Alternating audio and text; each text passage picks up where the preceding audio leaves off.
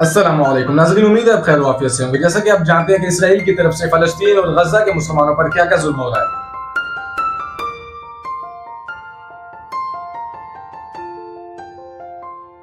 تو اس ظلموں سے دم کو روکنے کے لیے ہمارے پاورفل مسلم لیڈرز کو کیا کرنا چاہیے، اس بات پر مولانا اجمل ریاض صاحب نے کچھ ڈیٹیل سامنے رکھی، آئیے سنتے ہیں۔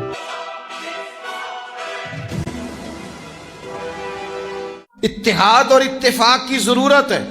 مسلمان اگر غلبہ چاہتا ہے دنیا میں، مسلمان اگر چاہتا ہے کشمیر سے لے کر فلسطین تک، مسلمان اگر چاہتا ہے لیبیا، مصر اور شام کے ہر یتیم بچے کے سر پر ہاتھ رکھا جائے، مسجد اقصی میں پھر سے اذانیں اور جماعتیں ہوں، مسلمان اگر چاہتا ہے پھر سے فلسطین کے اور غزہ کے مسلمان اپنے گھروں میں آباد ہو، تو اسے علاقائی، لسانی اور فروعی اختلافات کو چھوڑنا ہوگا، اسے اتحاد کرنا ہوگا، اسے کعبۃ اللہ کے سائے میں اور گنبد خضرا کے سائے میں ایک بن کے کھڑا ہونا پڑے گا، اسے اتحاد کرنا ہوگا۔ اختلاف ہو جاتا ہے، حضرت امیر معاویہ رضی اللہ تعالیٰ عنہ اور مولا علی شیر خدا کرم اللہ تعالیٰ وجہہ الکریم کا اختلاف ہوا، لیکن اسی لڑائی کے درمیان جب روم کے بادشاہ نے حضرت مولا علی شیر خدا کو خط لکھا کہ میں آپ پر حملہ کرنے لگا ہوں، تو چاہیے تھا نا اس کا جواب حضرت علی دیتے، لیکن اس کا جواب سیدنا امیر معاویہ نے دیا۔ حضرت امیر معاویہ فرمانے لگے، اور روم کے کتے، ہم آپس میں اگر اختلاف رکھتے ہیں تو کیا اس کا فائدہ اٹھائے گا؟ اور تو نے کہا ہے تو علی پہ حملہ کرے گا؟ فرمایا جرت کر تو علی پہ حملہ کرنے کی، ہم بھائی ہیں، ہمارا اختلاف اپنی جگہ پر، لیکن اگر تو وہاں حملہ کرے گا تو علی سپہ سالار ہوں گے اور امیر معاویہ ان کا سپاہی ہوگا۔ ہم رسول اللہ کے نام پر تمہیں اکٹھا ہو کے دکھائیں گے، ہم نبی پاک کے دین کے نام پر تمہیں یکجان ہو کے دکھائیں گے، ہم یہ سبق دنیا کو بتائیں گے کہ خاص ہے ترکیب میں قوم رسول ہاشمی، ہم بتائیں گے کہ ہزاروں قومیں وجود میں آئیں دھار میں خشک اور تر کے رشتے سے، پر ہم نے بنیاد دوستی رکھی یاد خیر البشر کے رشتے سے۔ نبی کریم صلی اللہ تعالی علیہ وسلم نے ایک انتہائی سخت گیر معاشرے کے اندر انقلاب برپا کر دیا، ایسا معاشرہ جو بڑی گمراہی میں اور گمراہی کے گھٹا ٹوپ اندھیروں میں ڈوبا ہوا تھا۔ اس معاشرے کے لوگوں کو نبی پاک صلی اللہ علیہ وسلم نے مقتدا بنا دیا۔ کیسے بنایا؟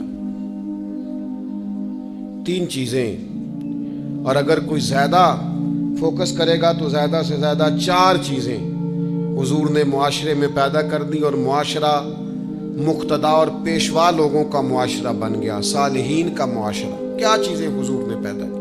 ایک تو نبی پاک نے مضبوط ایمان دیا لوگوں کو،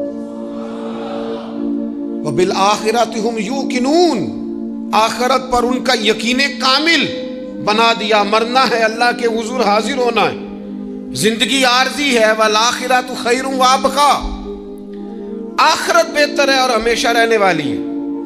تو نبی پاک علیہ السلام نے مضبوط ایمان لوگوں کے دلوں میں پیدا کیا، اور پھر ساتھ حضور نے انہیں عمل صالح کی طرف مائل کیا۔ انہیں کہا گیا کہ تم نے نیک اعمال کرنے، تمہارے ستھرے اعمال ہوں، تمہاری طبیعت پاکیزہ ہو، تم سارے دن اپنی ذات کے لیے سیاست نہ کرو، بلکہ پاکیزہ روش، پاکیزہ سوچ، اعمال حسنہ، آخرت کی تیاری، قبر و حشر کی بہتری کے لیے اعمال۔ اور تیسرا، نبی پاک علیہ السلام نے لوگوں کے دلوں میں خوف الہی پیدا کر دیا۔ اور چوتھا، حضور نے انہیں فکر آخرت سے آشکار کیا، ان کو اپنے گھر کی، بچوں کی، روزی کی، رزق کی، مستقبل کی اتنی فکر نہیں تھی جتنی اپنی آخرت کی فکر تھی۔